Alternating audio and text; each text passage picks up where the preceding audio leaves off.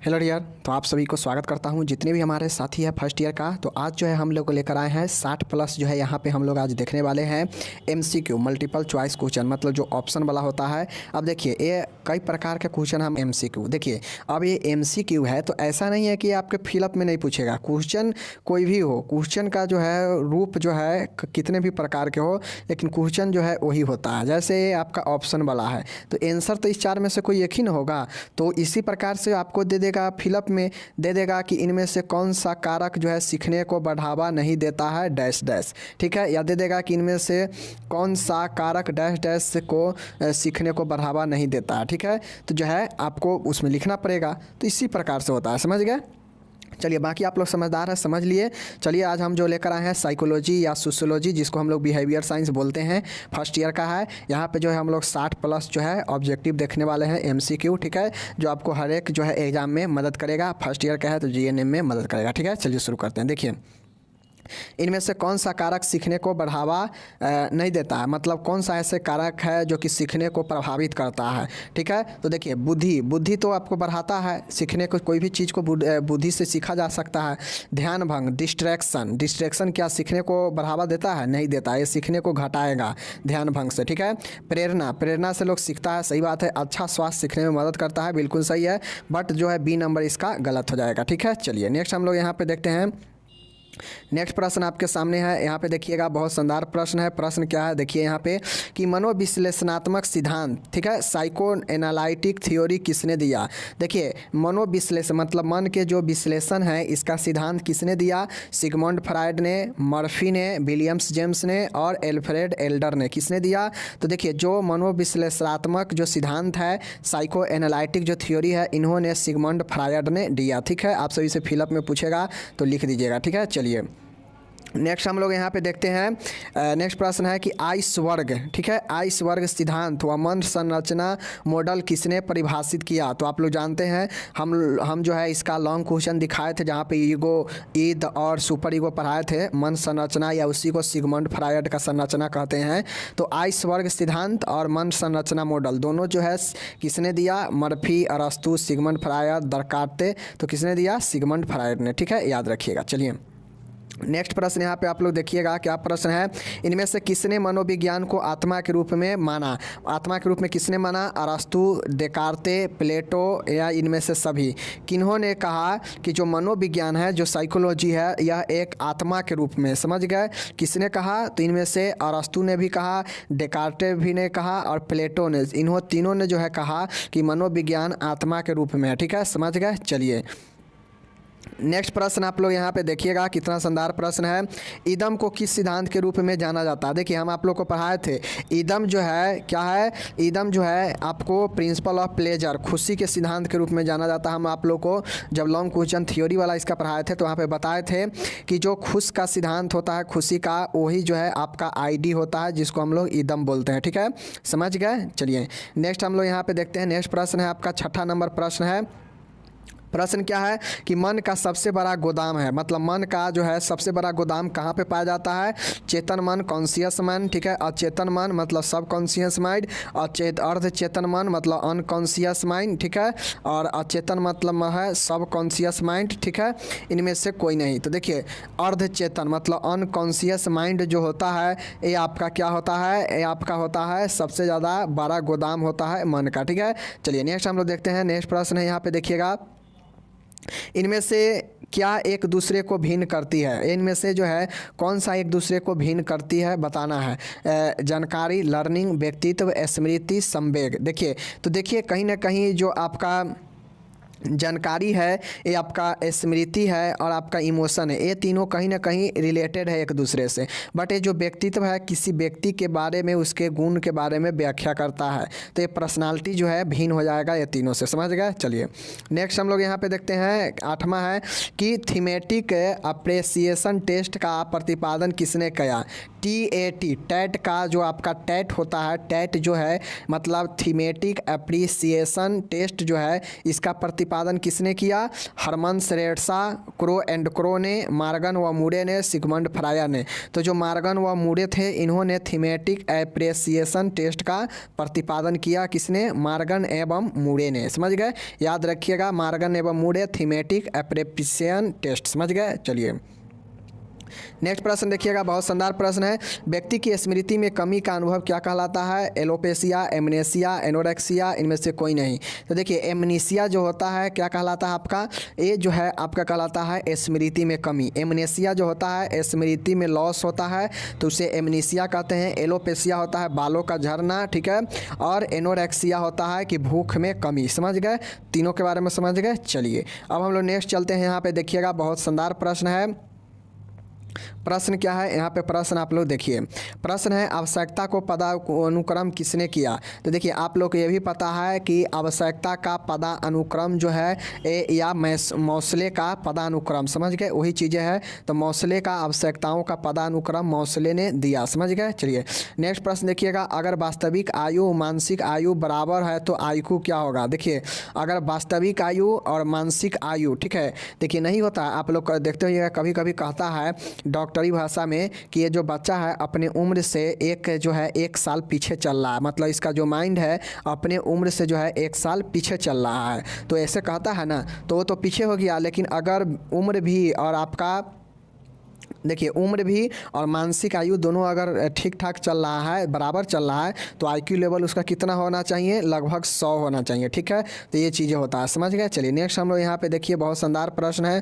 प्रश्न क्या है? इनमें से कौन सा कारक व्यक्ति के अवबोधन को प्रभावित करता है, मतलब परसेप्शन को प्रभावित करता है? सीखना, आवश्यकता, व्यक्ति की मनोदशा और उपरोक्त सभी। कौन कौन से ऐसे चीज़ है जो व्यक्ति के अवबोधन परसेप्शन को जो है क्या करता है? प्रभावित करता है। ठीक है, तो सीखना भी प्रभावित करता है, आवश्यकता भी प्रभावित करता है और व्यक्ति की मनोदशा भी प्रभावित करता है। इसलिए इसमें से सभी हो जाएगा। ठीक है, याद रखिएगा, ये सब पूछता है ऑब्जेक्टिव में। ठीक है, किसी विशेष वस्तु पर अपनी इच्छा से ध्यान लगाने को कहते हैं। देखिए किसी विशेष वस्तु पर अपनी इच्छा से ध्यान लगाने को हम लोग क्या बोलते हैं? वॉलेंटरी, इनवॉलेंटरी, हैबिचुअल, इनमें से कोई नहीं। तो अपनी इच्छा से ध्यान लगाएंगे तो वॉलेंटरी होगा, मतलब ऐच्छिक होगा। और आप लोग इंटेंशन वाला में देखे होंगे कि इनवॉलेंटरी होता है, वॉलेंटरी ध्यान होता है, तो ध्यान वाला में आप लोग देखे होंगे। ठीक है, चलिए नेक्स्ट हम लोग देखते हैं दीर्घकालीन स्मृति, लॉन्ग टर्म मेमोरी कब तक रहती है? देखिए लॉन्ग टर्म जो मेमोरी होता है दिन, महीने, वर्ष, कितने दिन तक रहती है? तो सभी में दिन तक भी रह सकता है, महीने तक भी, वर्षों तक भी लॉन्ग टर्म मेमोरी रह सकता है। ठीक है, समझ गए? इसलिए सभी आंसर हो जाएगा। चलिए नेक्स्ट हम लोग यहाँ पे देखते हैं, बहुत शानदार प्रश्न है। प्रश्न क्या है देख लीजिए, मौसले के अनुसार व्यक्ति की सबसे उच्च स्तरीय आवश्यकता क्या है? देखिए मौसले ने जो बताया, मौसले ने जो पदानुक्रम का जो आवश्यकता है मौसले का, उसमें मौसले ने क्या कहा कि व्यक्ति के सबसे जो हाई लेवल का जो डिमांड है, जो नीड है, वो क्या है, कौन सा है, जिससे व्यक्ति का सबसे उच्च स्तरीय आवश्यकता होता है?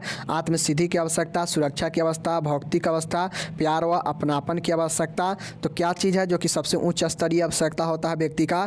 तो है आत्मसिद्धि की आवश्यकता, नीड ऑफ सेल्फ एक्चुअलाइजेशन। समझ गए? आत्मसिद्धि की आवश्यकता सबसे जो है उच्च स्तरीय होता है। समझ गए? चलिए नेक्स्ट हम लोग देखते हैं यहाँ पे, 3 माह की आयु तक इनमें से किस संवेग का उत्पत्ति नहीं होता है? देखिए 3 माह की आयु तक इनमें से किस संवेग का उत्पत्ति नहीं होता है? उत्तेजना, ठीक है, कष्ट, घृणा, आनंद। तो देखिए जो 3 माह तक जो आयु होता है, बच्चा होता है, उसमें घृणा, जीलियस का जो है, जीलियस का कोई जो है उसमें ऐसा संवेग उत्पन्न नहीं होता। बच्चा में क्या जलन आएगा, लेकिन बच्चा में उत्तेजना, एक्साइटमेंट आता है, कष्ट होता है बच्चा को, उसके बाद आनंद बच्चा लेता है, हंसता है। तो ठीक है, लेकिन घृणा क्या आएगा? अभी तो 3 माह का बच्चे है, इसलिए 3 माह तक इसमें घृणा का कोई संबंध नहीं होता है। समझ गए? चलिए नेक्स्ट है, कौन सा तनाव व्यक्ति के लिए लाभदायक रहता है? देखिए कौन सा तनाव जो है व्यक्ति के लिए लाभदायक होता है? तनाव कहा जाए तो स्ट्रेस। कौन सा stress? Negative, positive, both A and B, या इनमें से कोई नहीं? तो देखिए कोई भी चीज़ का जो निगेटिव होता है वो खतरनाक होता है व्यक्ति के लिए, बट जो पॉजिटिव चीज़ें होता है जो इसके लेने से लाभ हो सकता है तो वो आपका पॉजिटिव ही होता है। तो पॉजिटिव स्ट्रेस जो है लोगों के लिए सकारात्मक होता है, जिससे जो है क्या करता है, लोग अपने लक्ष्य के प्राप्ति के लिए आगे बढ़ता है। समझ गए? चलिए नेक्स्ट हम देखते हैं, मानसिक रूप से स्वस्थ व्यक्ति की विशेषता क्या है? तो आप लोग जानते हैं मानसिक रूप से व्यक्ति वो हर चीज़ें कर सकता है, हर सिचुएशन में हर चीज़ों को हैंडल कर सकता है, इसलिए उसमें आत्म मूल्यांकन का भी क्षमता होता है। बिल्कुल सही। प्रतिकूल परिस्थितियों में सामंजस्यशीलता, मतलब उसके विपरीत अगर कोई परिस्थिति है उसमें भी वो एडजस्टमेंट बना लेता है। ठीक है। यौन संबंधी परिपक्वता, उसमें जो है सेक्सुअल जो रिलेशन होता है उसमें मैच्योरिटी होता है। ठीक है। और उपरोक्त सभी, तो उपरोक्त सभी हो जाएगा इसका राइट आंसर। समझ गए। चलिए नेक्स्ट देखते हैं, इनमें से किससे तनाव कम होता है? इनमें से जो है किससे जो है तनाव कम होता है? देखिए, क्या ध्यान लगाने से तनाव कम होता है? बिल्कुल।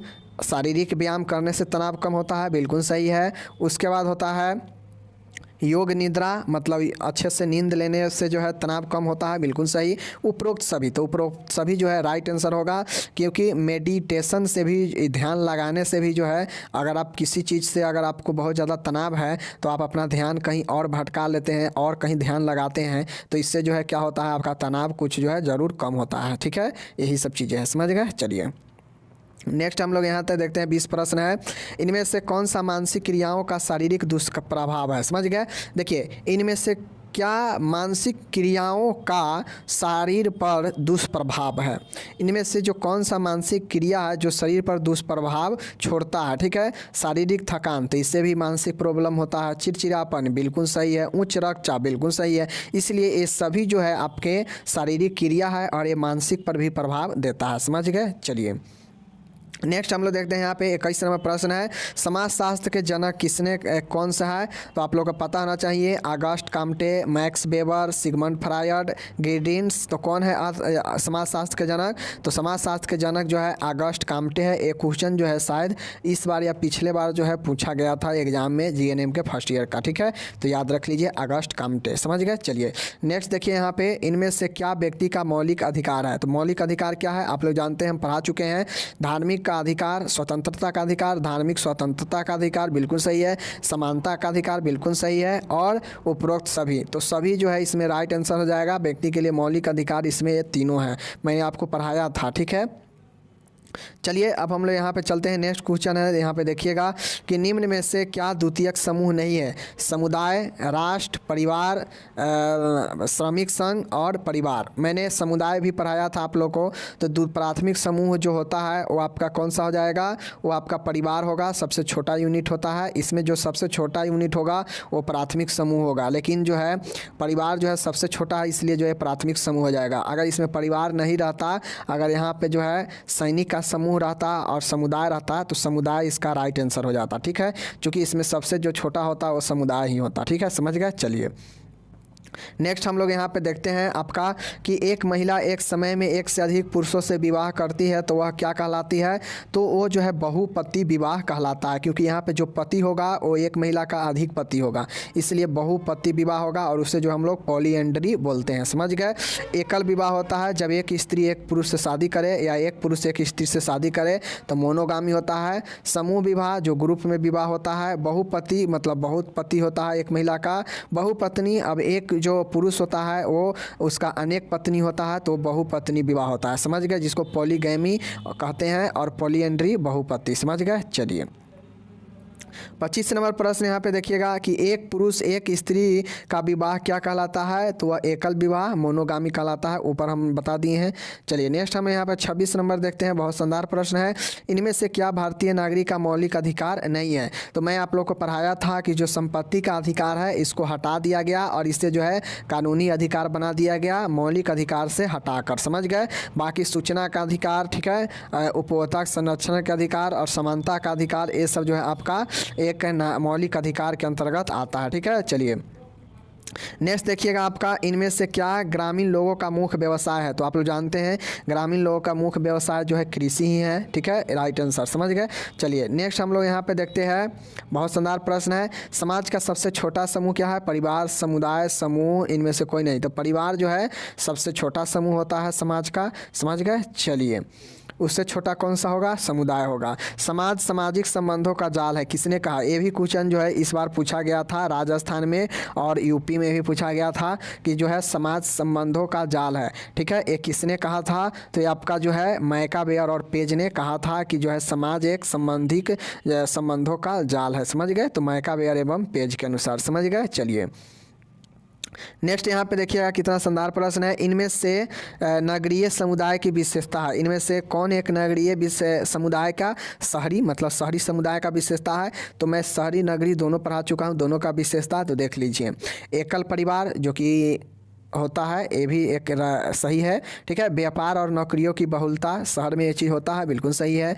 अधिक जनसंख्या घना, तो ये भी सही है, इसलिए सभी सही हो जाएगा। तो ये आपका राइट आंसर है, समझ गए। चलिए नेक्स्ट हम लोग यहाँ पे देखते हैं 31 नंबर प्रश्न है, ठीक है। देखिए, भारत में सामाजिक स्थिरीकरण का परंपरागत अधिकार है, मतलब भारत में जो सामाजिक स्थिरीकरण हो रहा है इसका जो है परंपरागत आधार क्या है, जाति, धर्म, भाषा, वर्ग, क्या है, जाति है, समझ गए। चलिए, जाति के आधार पर लोग जो है स्तर बांटते हैं ग्राम समाज में, समझ गए। चलिए नेक्स्ट है, प्राथमिक समूह का उदाहरण है परिवार, पड़ोस, राजनीतिक दल, कौन सा। तो देखिए, परिवार और पड़ोस, पड़ोस में भी कोई होगा तो परिवार ही होगा, और एक अपना परिवार, यानी दोनों जो है आपका क्या होगा, वो आपका प्राथमिक समूह का एक उदाहरण होगा, ए और बी दोनों, ठीक है। राजनीतिक दल कौन सा हो जाएगा, द्वितीयक समूह का उदाहरण, समझ गए। चलिए नेक्स्ट आप लोग यहाँ पे देखिएगा, जब एक ही स्त्री के दो या अधिक पति हो, वे आपस में भाई भाई हो, तो उसे क्या कहते हैं।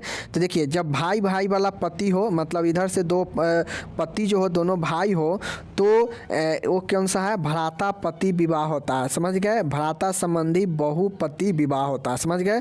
तो इसका राइट आंसर भ्राता, मतलब भाई है और बहुपति है, यानी एक महिला का दो पति भी है, इसलिए बहुपति है, विवाह होता है, समझ गए। चलिए ये चीज़ समझेगा। चलिए नेक्स्ट हम लोग देखते हैं, इनमें से क्या परिवार के सबसे छोटा रूप है। परिवार का सबसे छोटा रूप क्या है, संयुक्त परिवार, गलत है। विस्तृत परिवार, ये भी गलत है। एकल परिवार, हाँ ये सही है, तो इसलिए ये सही हो जाएगा, ठीक है। चलिए देखिए इधर 35 नंबर सवाल है, ग्रामीण समुदाय में महिलाओं को निम्नतर स्थिति का कारण क्या है। मतलब ग्रामीण गांव के इलाके में महिलाओं का स्थिति जो है अभी भी निम्न बना हुआ है, नीचा है, क्यों। तो निम्न शिक्षा स्तर, सही है। आर्थिक दृष्टि से पुरुषों पर निर्भरता, बिल्कुल सही है, मतलब स्थिति जो है पुरुष पर निर्भर है, सही बात है। बाल विवाह, ये भी सही है, और उपरोक्त सभी, तो उपरोक्त सही हो जाएगा, जिसके कारण महिलाओं का स्थिति जो है कमज़ोर है ग्रामीण इलाकों में, ठीक है। व्यक्ति पर वातावरण का प्रभाव किस अवस्था में पड़ता है। मतलब जो व्यक्ति होता है, पर्यावरण का अवस्था उसके किस स्थिति में पड़ता है, कब पड़ता है, या बाल अवस्था में पड़ता है, ठीक है। तो यहाँ पे जो है बीच का क्वेश्चन आपका छूट चुका है, तो उसके लिए सॉरी, ये 2-4 क्वेश्चन आपका यहाँ पे छूट चुका है, ठीक है। चलिए हम लोग यहाँ पे नेक्स्ट पर चलते हैं, सीधा 42 नंबर पर चलते हैं, देख लीजिए। चलिए इनमें से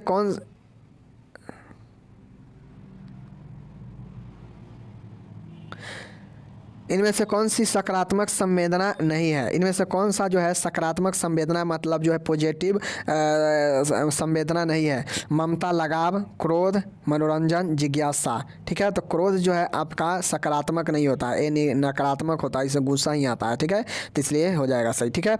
चलिए नेक्स्ट हम लोग देखते हैं, नेक्स्ट प्रश्न है कि निम्नलिखित में से कौन सा समुदाय का मूल तत्व नहीं है। समुदाय के मूल तत्व कौन नहीं है, पर्यावरण के साथ संबंध, ठीक है, कानून बाध्यता, क्षेत्र के साथ संबंध, मनोवैज्ञानिक संबाधना। तो देखिए कानून का बाध्यता, लीगल बाइंडिंग, तो लीगल जो बाइंडिंग होता है, कानून बाध्यता, ये आपका समुदाय का मूल जो है तत्व नहीं है, ठीक है। इसको ध्यान में रखना है, कानून का जो है कोई बाध्यता यहाँ पे नहीं है, इसका काम नहीं है यहाँ पे, समझ गए। चलिए हिंदू विवाह अधिनियम कब लागू हुआ। देखिए समाज शास्त्र का अच्छा क्वेश्चन में पूछेगा कि हिंदू विवाह अधिनियम कब लागू हुआ। ये भी क्वेश्चन इस बार जो है यूपी में पूछा गया था कि हिंदू विवाह अधिनियम कब लागू हुआ, तो 18 मई 1955 में यूपी में इस बार ये पूछा गया था, ठीक है। तो हिंदू विवाह अधिनियम 18 मई 1955 डेट के साथ पूछा गया था, इसलिए ध्यान रख लीजिए, ठीक है। चलिए नेक्स्ट देखते हैं, मनोवैज्ञानिक सिद्धांत विकसित किया गया। मनोवैज्ञानिक सिद्धांत जो है साइकोलॉजिस्ट थ्योरी जो है विकसित किया गया जीन पिजेट के द्वारा, एरिक एरिक्सन के द्वारा, मेलियू के द्वारा, डॉक्टर कार्ल जी के द्वारा। तो जो है आपका मनोवैज्ञानिक जो सिद्धांत है, साइकोलॉजिस्ट जो साइकोलॉजिकल जो थ्योरी है, ये आपका एरिक एरिक्सन के द्वारा जो है से प्रस्तुत विकास किया गया, समझ गया। चलिए नेक्स्ट प्रश्न देखिएगा, पशु के व्यवहार से संबंधित मनोविज्ञान को क्या कहा जाता है। अब जो लोग मनोविज्ञान को शाखा पढ़े होंगे उनको पता होगा कि जो है आपको मैंने पढ़ाया है कि ये चाइल्ड का अगर मनोविज्ञान का होगा तो चाइल्ड साइकोलॉजी, असमान मनोविज्ञान ये एबनॉर्मल साइकोलॉजी होता है, एनिमल साइकोलॉजी पशु विज्ञान होता है, एडल्ट साइकोलॉजी वयस्कों के लिए होता है, ठीक है। तो हम लोग को पशु के लिए पूछ रहा है तो एनिमल साइकोलॉजी राइट आंसर होगा, समझ गए। चलिए नेक्स्ट यहाँ पे देखिएगा 47 नंबर प्रश्न है। क्या ज़बरदस्त प्रश्न है, देखिए। ऐसी अवस्था जिसमें व्यक्ति याददाश्त में कमी का अनुभव करता है तो उसे क्या कहते हैं? एमनेसिया कहते हैं, स्मृति लोप कहते हैं। जो कि ऊपर अभी हम लोग देखे हैं कि स्मृति में कमी आना, हरास होना, एमनेसिया स्मृति लोप कहलाता है। समझ गए। एनोरेक्सिया भूख में कमी, एल्पोसिया मतलब एमनेसिया वही है। उसके बाद ये सब समझिए, समझ गए। चलिए नेक्स्ट देखिएगा यहाँ पे। नेक्स्ट क्या शानदार प्रश्न है कि निरी विज्ञान का अध्ययन है, मतलब निरी विज्ञान का अध्ययन है तो उसे जो हम लोग मैन, निरी विज्ञान का अध्ययन मैन है, समझ गए, आदमी है, समझ गए। चलिए नेक्स्ट देखिए, बुद्धि की गणना करने की पद्धति का आविष्कार किसने किया? मतलब बुद्धि का जो गणना करने वाला जो पद्धति है उसका विकास किसने किया? तो जो है आप लोग को पता होना चाहिए, मैस्लो, स्टैनफोर्ड बिनेट और गिलिन एवं गिलिन ने, ओबर्न ने। तो जो बुद्धि का गणना करता है उसका जो आविष्कार है वो आपका जेम्स बिनेट ने किया या स्टैनफोर्ड बिनेट ने किया। ठीक है, चलिए याद रखिएगा। नेक्स्ट हम लोग यहाँ पे देखते हैं 50 नंबर है। देखिएगा कि किसी कार्य के निष्पादन में प्रवीणता है, मतलब किसी भी कार्य के निष्पादन में प्रवीणता जो होता है उसे क्या कहते हैं? जज्बात कहते हैं, ध्यान कहते हैं, कौशल कहते हैं, अनुकूल कहते हैं। तो देखिए किसी भी कार्य को करने में अगर हमें दक्षता हासिल हो तो उसे उसका जो है स्किल कहा जाता है, कौशल कहा जाता है। ठीक है, याद रखिएगा, समझ गए। चलिए नेक्स्ट क्वेश्चन यहाँ पे देखिएगा। सामाजिक व्यवस्था जिसमें लोगों का विभाजन उनके स्तर के अनुसार होता है उसे जो है क्या कहते हैं? जाति कहते हैं। और यही जो है सामाजिक स्तरीकरण कहलाता है, जो उसके जाति के अनुसार जो है क्या होता है? विभाजन होता है। तो यही जो है सामाजिक स्तरीकरण होता है, जो जाति का हिसाब से होता है, समझ गए। तो यही सामाजिक व्यवस्था में सामाजिक स्तरीकरण होता है जाति के हिसाब से, समझ गए। चलिए नेक्स्ट यहाँ पे देखिएगा आप लोग कि प्राथमिक और माध्यमिक रूप, यहाँ पे देखिएगा प्राथमिक और माध्यमिक के रूप में समूह का वर्गीकरण किसके द्वारा किया गया? देखिए प्राथमिक समूह और माध्यमिक समूह के रूप में समूह का वर्गीकरण किसके द्वारा किया गया? सोरोकोन के द्वारा, एच.सी. कुल्ले के द्वारा, अगस्ट कास्टे के द्वारा, मैकावे और पेज के अनुसार। तो देखिए एच.सी. कुल्ले जो थे इन्होंने ये वर्गीकृत किया कि प्राथमिक और माध्यमिक समूह के, माध्यमिक के रूप में समूह का वर्गीकरण किसके द्वारा किया गया? देखिए प्राथमिक और माध्यमिक के रूप में समूहों का वर्गीकरण जो है एच.सी. कुल्ले के द्वारा किया गया। किस रूप में? प्राथमिक और माध्यमिक रूप में, समझ गए। चलिए 53 नंबर देखिएगा, कितना शानदार प्रश्न है। उत्तेजनाओं के अभाव में एक वस्तु का बोध कहा जाता है। देखिए उत्तेजना, एक्साइटमेंट के अभाव में, ठीक है, एक वस्तु का बोध कहा जाता है। क्या कहा जाता है? भ्रम कहा जाता है, समझ गए। यहाँ उत्तेजना का अभाव होता है, भ्रम, भ्रम में जो होता है चीज़ें जो होता है, यहाँ पे भ्रम मतलब वो चीज़ें जो है उपस्थित नहीं होता है, समझ गए, अभाव होता है। यहाँ पे जो चीज़ें हैं उत्तेजना का अभाव होता है, मतलब वो जो चीज़ें हैं वहाँ पे उपस्थित नहीं होता है, लेकिन जो है मन में हमें उससे वास्तविक लगता है कि हाँ ये चीज़ें यहाँ पे है, तो ये आपका एलूजन होता है, समझ गए। जबकि विभ्रम या भ्रांतियाँ वो होता है, भ्रांति वो होता है कि चीज़ें तो उपस्थित होता है बट उसको जो है हम जो है क्या करते हैं? गलत समझ लेते हैं। जैसे रसरी को सांप मान लेना, तो रसरी तो उपस्थित है ही बट रसरी को हम सांप से पहचान कर ले रहे हैं, तो ये होता है भ्रांति, समझ गए। ये होता है हाइलुसिनेशन, समझ गए। और आपका जब एलूजन होता है, जो भ्रम होता है आपका, तो जो ये आपका एलूजन मतलब होता है भ्रम कि जो चीज़ें उपस्थित हो ही नहीं वहाँ पे, लेकिन हम फिर भी मान रहे हैं कि ये चीज़ें यहाँ पे उपस्थित है। जैसे सामने भूत खड़ा नहीं है लेकिन रात में के लोग जो है रात में क्या करते हैं? सामने कुछ भी दिख गया तो समझ लेते हैं कि वो यहाँ पे तो भूत है, तो वो आपका भ्रम हो जाता है, ठीक है, समझ गए। चलिए नेक्स्ट देखिएगा आपका 54 नंबर यहाँ पे है कि 54 है, निम्न में से कौन सा प्राथमिक समूह नहीं है? प्राथमिक समूह कौन सा नहीं है? तो देखिए श्रमिक संघ, बच्चों का समूह, पड़ोसी, परिवार, श्रमिक संघ, ठीक है। श्रमिक संघ जो है आपका प्राथमिक समूह नहीं है, बाकी जो आपका ये सब जो है आपका प्राथमिक समूह है, समझ गए। चलिए 55 नंबर यहाँ पे देखिए कितना शानदार प्रश्न है कि humanistic theory need pyramid dash द्वारा लिया गया था। ह्यूमैनिस्टिक जो थ्योरी है नीड पिरामिड डैश द्वारा लिया गया था, किसके द्वारा? अब्राहम मास्लो, फ्रीड, क्लोड बर्नार्ड और पाब्लो, किसके द्वारा लिया गया था ह्यूमैनिस्टिक थ्योरी और नीड पिरामिड? तो ये आपका अब्राहम मास्लो के द्वारा जो है, अब्राहम मास्लो के द्वारा जो है नीड पिरामिड और ह्यूमैनिस्टिक थ्योरी लिया गया, समझ गए। चलिए याद रखिएगा ना तो दिक्कत होगा। पूछ देगा कि नीड थ्योरी किसके द्वारा लिया गया था, अब्राहम मास्लो, याद रखिएगा। ठीक है, चलिए नेक्स्ट है, इनमें से कौन सा रक्षात्मक प्रक्रिया नहीं है? रिप्रेशन यानी सप्रेशन, दमन, डिनायल, ठीक है, मोटिवेशन। कौन सा इसमें जो है रक्षात्मक प्रक्रिया नहीं है? रक्षात्मक प्रक्रिया का मतलब कहा जाए तो मेंटल मैकेनिज्म। तो ये जो है आपका, ये सब जो है मेंटल मैकेनिज्म आप लोग पढ़े होंगे उसके टाइप्स में, तो ये सब जो है रक्षात्मक प्रक्रिया होता है। बट जो मोटिवेशन होता है इससे जो है रक्षात्मक प्रक्रिया से कोई लेना देना नहीं है। ठीक है, समझ गए। चलिए नेक्स्ट प्रश्न देखिएगा, मनोविज्ञान में सिगमंड फ्रायड द्वारा दी गई विधि है बिहेवियर साइंस, कम्युनिटी मनोविज्ञान, प्रायोगिक मनोविज्ञान और साइको एनालिसिस। समझ गए।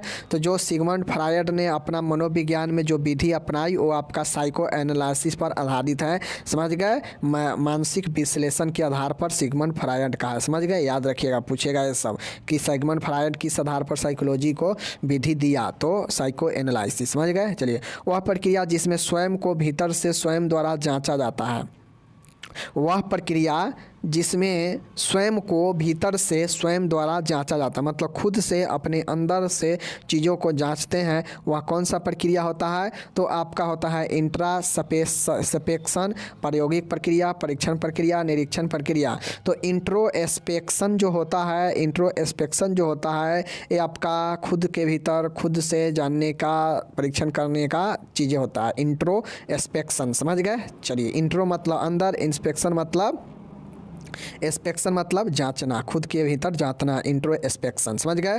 फैसला लेने के सेंस ऑफ पावर को कहते हैं, मतलब फैसला लेने को सेंस ऑफ पावर कहते हैं। इसे जो हम लोग क्या कहते हैं? व्यक्तिगत मेमोरी, ध्यान, इच्छा शक्ति। तो जो सेंस जो आपका फैसला लेने का जो पावर होता है, सेंस ऑफ जो पावर है, उसे हम लोग विल कहते हैं, इच्छा शक्ति कहते हैं। अपना इच्छा शक्ति मजबूत होता है तभी ना हम किसी भी चीज़ में जो है क्या करते हैं, सेंस ऑफ पावर कहते हैं। समझ गए ना। चलिए नेक्स्ट आपका यहाँ पे देखिएगा 60 नंबर प्रश्न है कि देश द्वारा उत्पादित कुल आय को कहा जाता है।